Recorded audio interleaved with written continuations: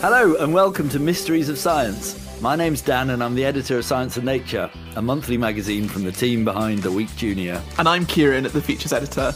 In each issue of Science+Nature, we explore the universe through in-depth features, news stories, awe-inspiring images, interviews with top experts, and much more. If this is your first time joining us on the podcast, you've chosen a brilliant episode to start with. In every episode, we explore one of my favourite parts of the magazine, Mysteries of Science. These are the stories that have left scientists scratching their heads and, despite their best efforts, remain well and truly unsolved. There are mysteries of science everywhere we look, and we love them. Today's mystery is one that we have all spent time thinking about. Are we alone in the universe, or are there aliens out there? I mean, obviously there are. Are there? I'm a big believer in aliens. They exist. Don't worry, Ciaran. By the end of this episode, you'll come over to my side. Okay, we will see about that, I think. Luckily, today we've got some absolutely brilliant guests to guide us on our extraterrestrial investigation. So we're going to speak to an astronaut who has lived in space, one of the smartest writers going, and a real-life alien hunter, as well as an author who combines science fiction with science fact. Wow! Okay, Ciaran, we've got the whole universe to explore in the next 25 or so minutes, so let's get cracking. We asked you, our listeners, what you wanted to know. Are we the only planet in history with life? Do Martians and aliens speak? Do aliens really exist? And if they do they really live on the moon? Has NASA seen anything weird that could be aliens?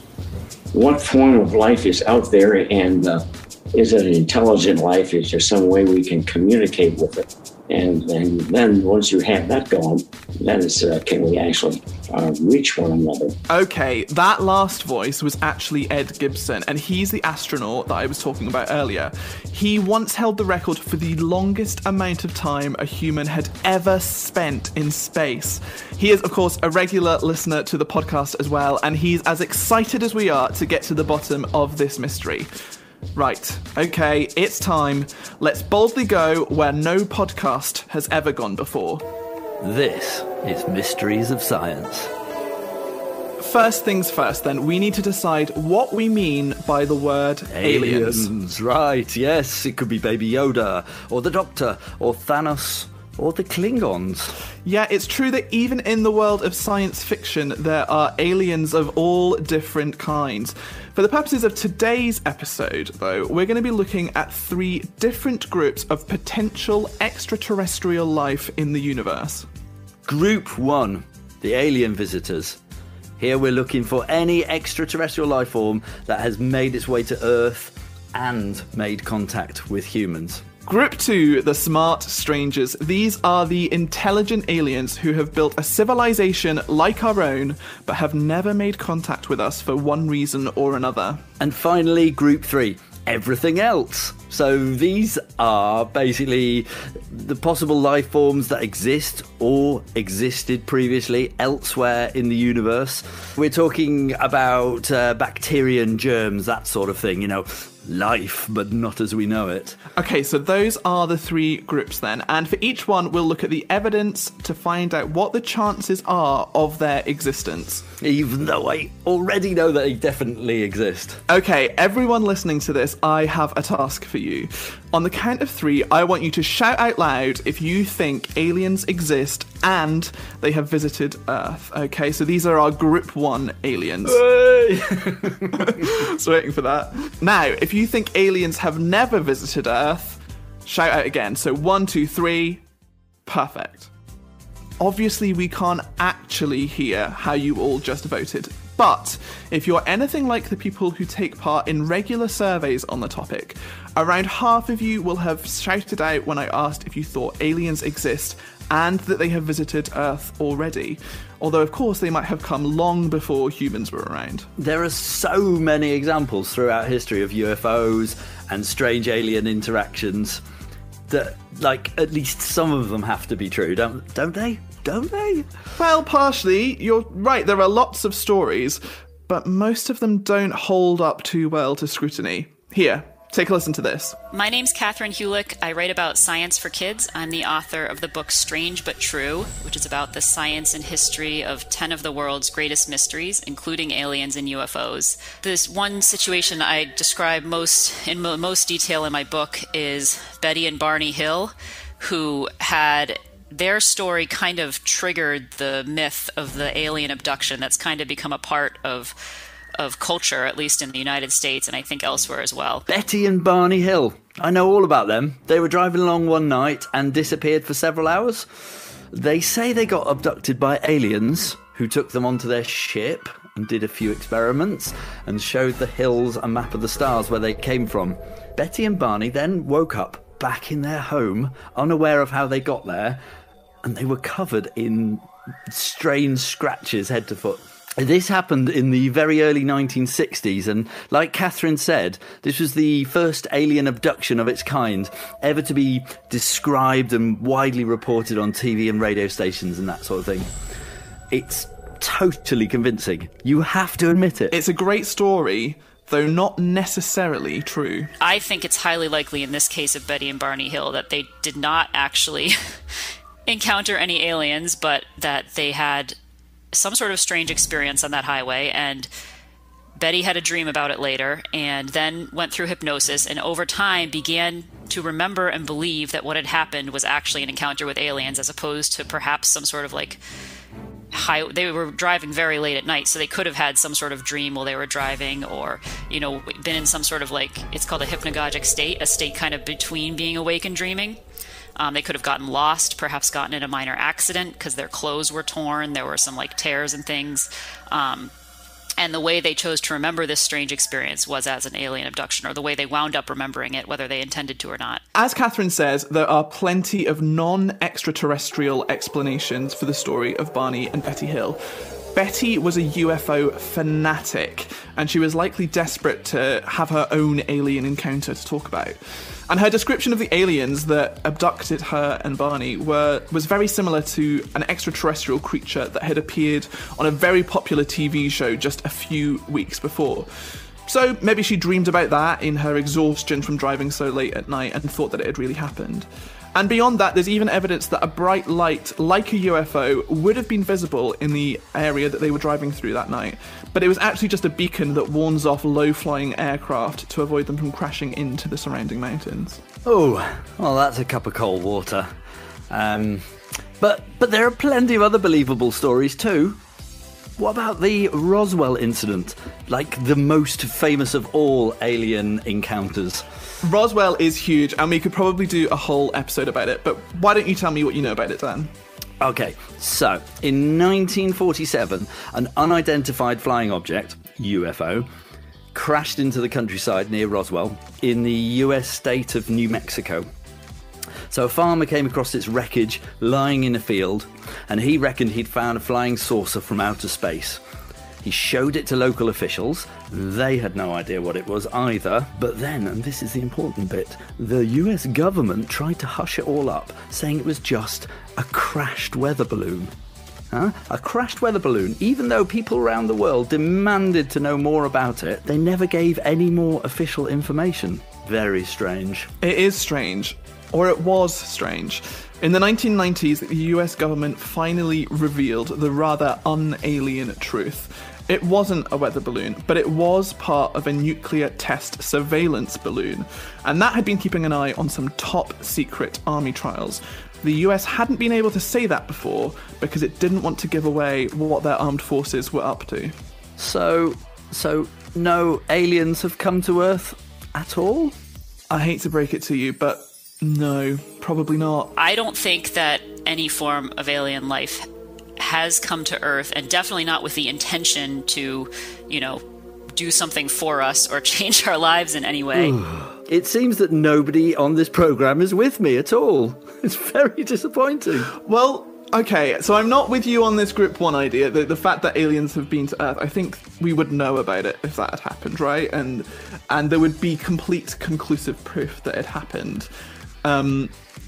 But I would say, Dan, don't get too disappointed yet, because we were going to look at 3 groups. We've only looked at 1. We've got 2 more to go.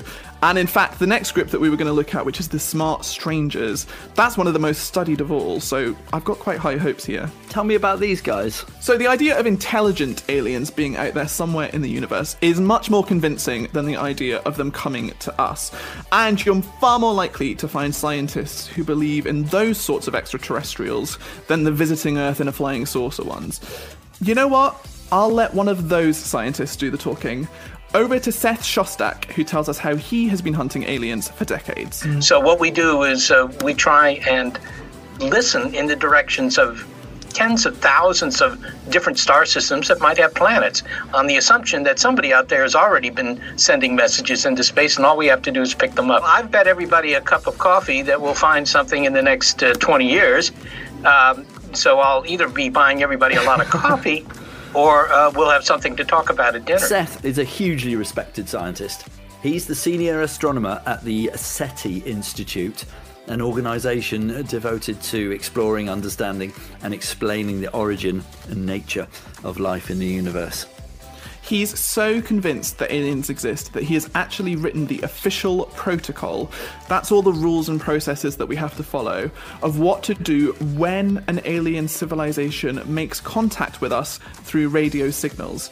So, what happens when that call comes in? Well, we already kind of know what would happen because we've had some false alarms in the past. There was one, well, it's been 20 years now, but there was a false alarm that was very convincing to us for almost a day. And, I kept looking around for the men in black to show up. I kept waiting for the White House to call. I kept waiting for my mom to call. Nobody called for about 6 hours. And then finally the New York Times called, the newspapers called. What actually happens is that the media, the newspapers, the radio, television stations start calling you immediately. So everybody in the world knows within a few hours, actually. Keep in mind, they're very, very far away. It isn't that we're going to start, tours to one another's planets.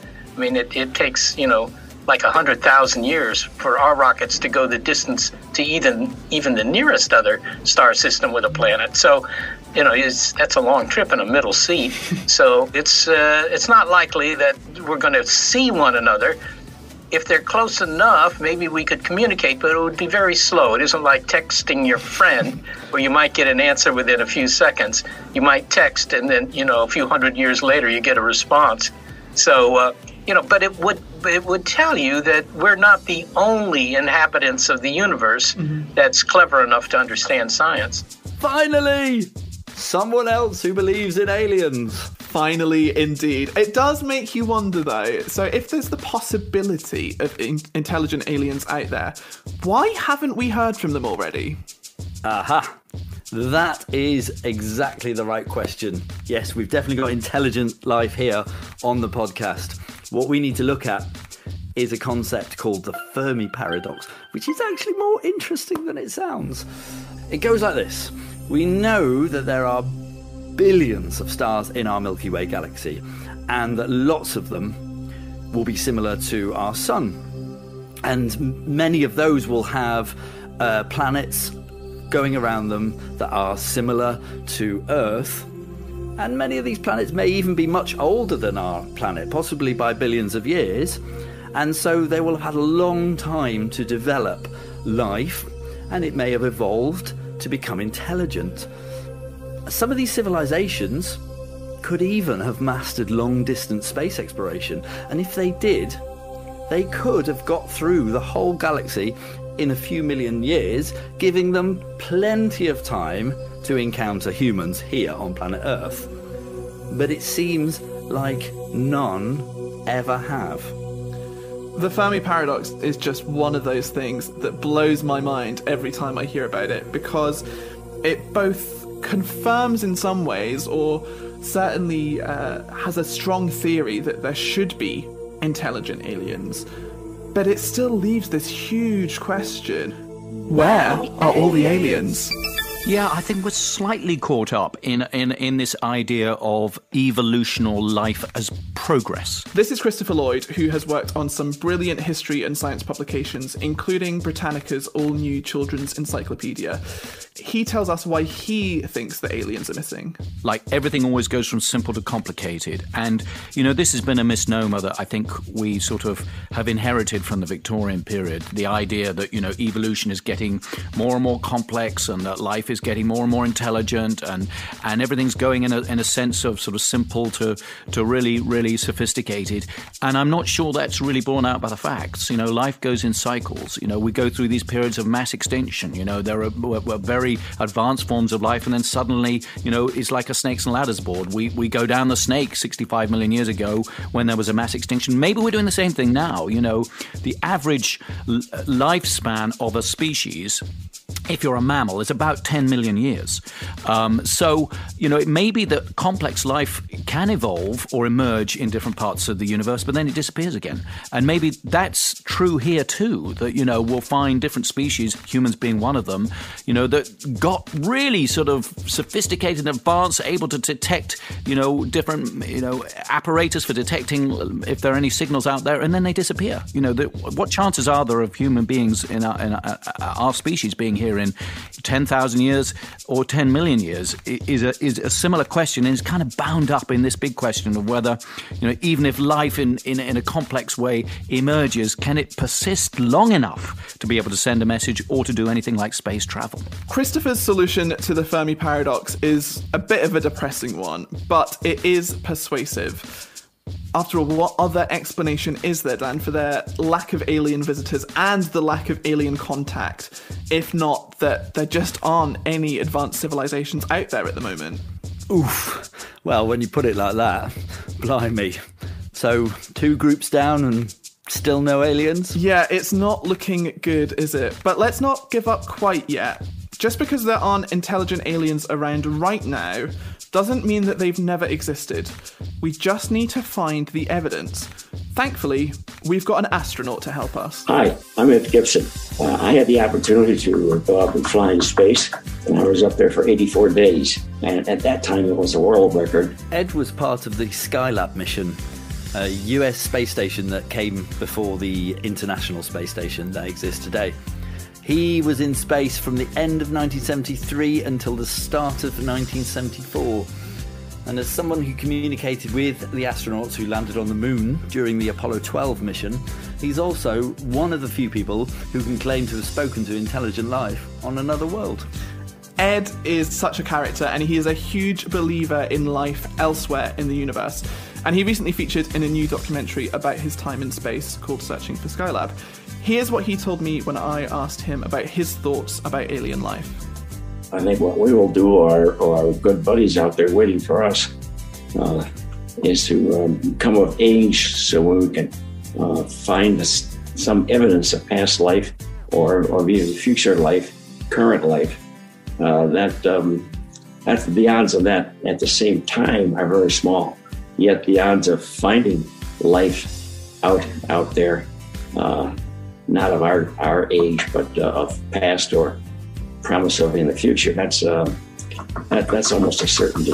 What Ed's saying is that while we probably won't be alive at the same time as any neighbouring intelligent civilization that can compare to our own, that doesn't mean that we can't find the proof or the evidence that we need of their existence, or the conditions that would allow them to evolve in the future. In other words, we could predict where life might emerge. So in other words, Group 2, our smart strangers, could currently be a much more basic life form that in time would develop into something that was capable of contacting us. Okay, I'm determined to find some aliens before this podcast is finished. We've only got one more group to look at. So let's try Group 3, the basic bacteria, simple-celled organisms. Really, any non-Earth-based living thing. Our search for that is much closer to home than you might think. Well, I would be very, very surprised if in the next 20 to 40 years that there isn't clear evidence of microbial life not on the planet Earth. I think we'll find it probably on Mars quite soon. I think it's possible it's on Venus. which has undergone a catastrophic greenhouse effect kind of narrative over the last few billion years. But before that, there is real possibilities that there was microbial life on Venus, maybe on certain types of comets where they found amino acids and other structures that are really, important building blocks of life. So I think we will find that. And I think that is a really special moment. It's an important moment in our story. Christopher isn't alone in his assessment. Our other experts agree with him. Microbial, that is microscopic, living things are out there, dead or alive, possibly on our closest neighbouring planet. I mean, I hope we do. Honestly, no, I think we will, actually. I think we're going to discover alien life, but it's going to be microscopic life. I believe that in our lifetime, we are going to find microbes on most likely Enceladus or Europa, which are two moons, one of Saturn and one of Jupiter, that have like icy surfaces and likely oceans underneath. Oh, that was Catherine there. It sounds like we've got quite a list of places where microbial life is waiting to be discovered. I like it. I like it too.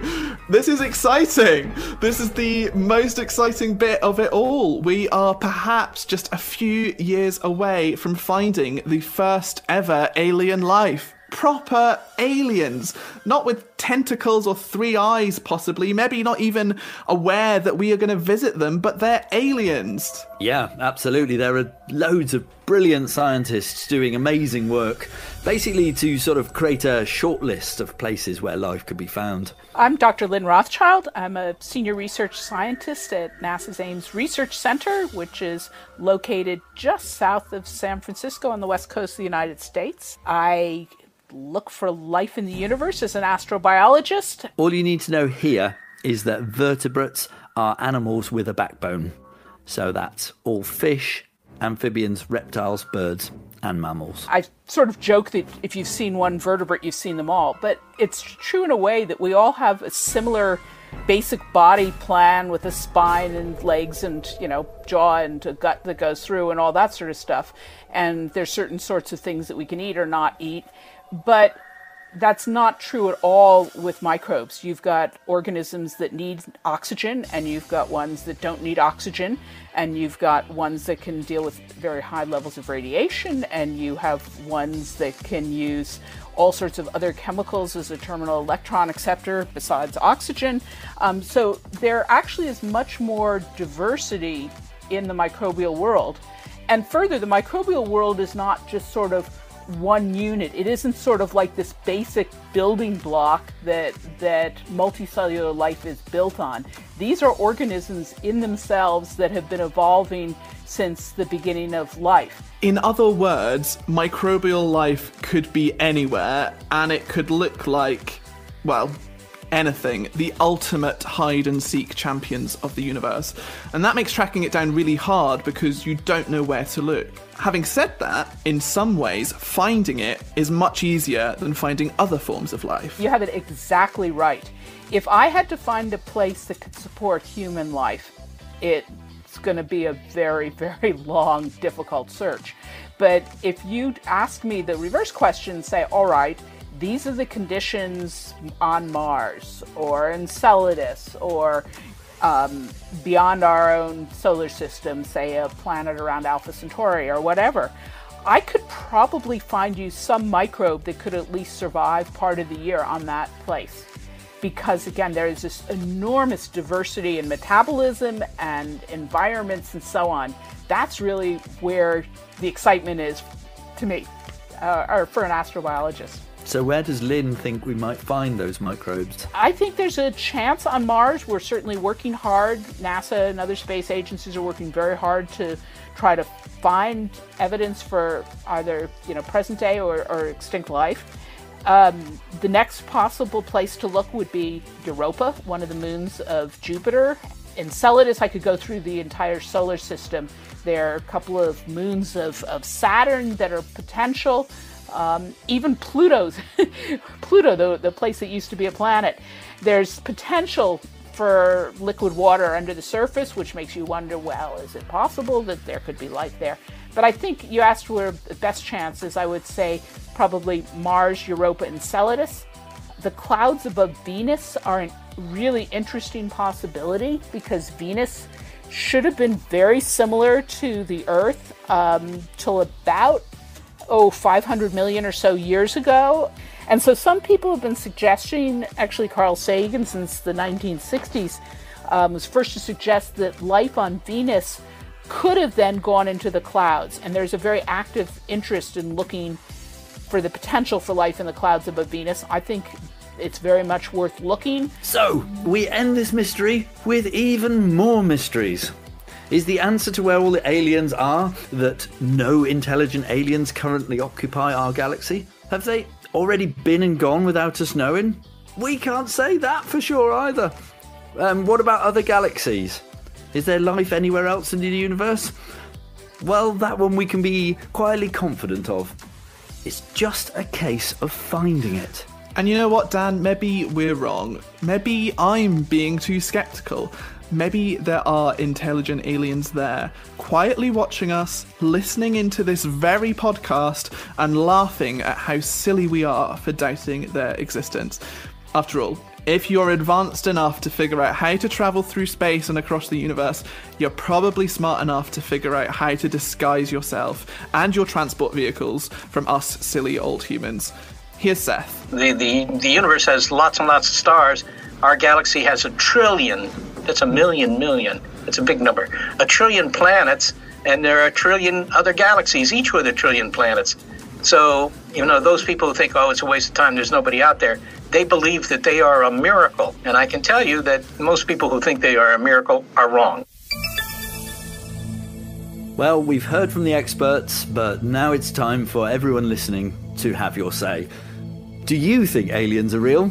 And have they come to Earth? Are they trying to contact us? Should we try to contact them? And where will we find them anyway? We want to hear from you.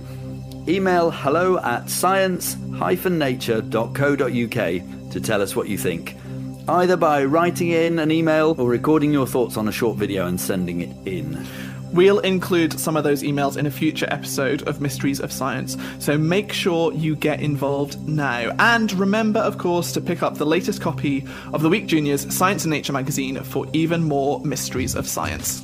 We'll be back in 2 weeks with our next mystery. It's a spooky one, all right, full of magic and mummies, and a deadly curse released from a pharaoh's tomb.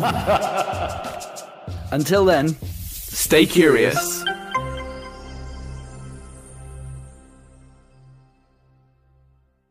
If you want to get your hands on a copy of the Week Junior magazine, we're offering a 6-week free trial.